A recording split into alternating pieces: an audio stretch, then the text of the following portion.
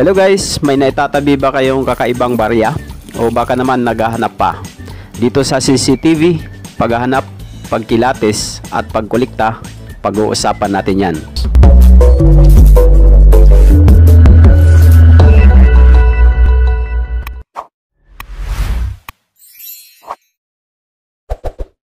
Guys, sa dami na ng ating mga coin collections, ay may mga coins pa rin tayong hinahanap para maisama dito.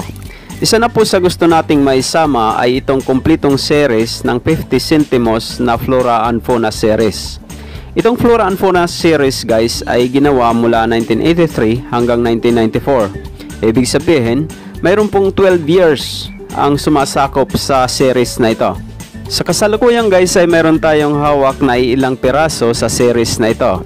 At tayo po ay umaasa sa pamamagitan ninyo na nanonood sa video ito ay makukumpleto natin itong series. Maliban po sa pagkumpleto sa series na ito ay mayroon tayong hinahanap na espesyal dito. Ito po ay ang 50 centimos 1983 error coin na kauna-unahang ginawa sa series na ito. Dito ay ipapakita natin para malaman ninyo kung anong error ito. Base po sa record ng numista ay mayroong nagka-error dito sa 1983. Itong nakikita natin ngayon guys ay ang record ng numista. Pansinin nyo guys itong binilugan.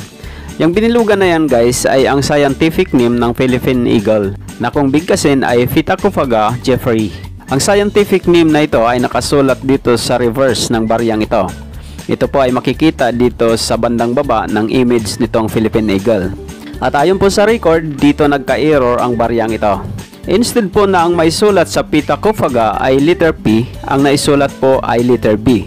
At ang error na ito ay tinatawag na error lettering. Kaya guys, kung mayroon kayong hawak na error coin dito sa baryang ipinakita natin, o di kaya ay kumpletong series, ay mag-comment po kayo dito sa video ito.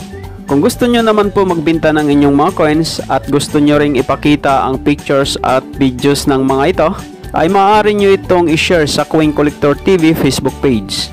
At dito ay makikilatis natin ang inyong coins at makikita din ito ng iba pang mga collectors na nagpa-follow sa ating Facebook page. Guys, gusto kong ipakita sa inyo itong ating mga collections ng mga lumang barya na nadagdag na sa ating coin collections. Ang mga lumang barya na ito guys ay may matataas na collector's value sa ngayon. At ang mga ito guys ay nagawan na natin ng videos at nai-upload na dito sa ating channel Coin Collector TV. At kung gusto nyong malaman ang mga value ng mga ito guys ay panoorin nyo ang mga videos. Guys, maraming salamat sa panonood nyo sa video ito at sa iba pang mga videos na ating ina-upload. At maraming salamat din sa pag-subscribe nyo sa aking channel Coin Collector TV. At yung bago lang kayo dito sa aking channel guys at hindi pa kayo nakasubscribe, ay mag-subscribe na rin po kayo at i-click ang notification bell para updated kayo sa mga susunod nating uploads. At ito ang laging tatandaan, ang barya ay mahalaga at dito sa CCTV, ito ang bida.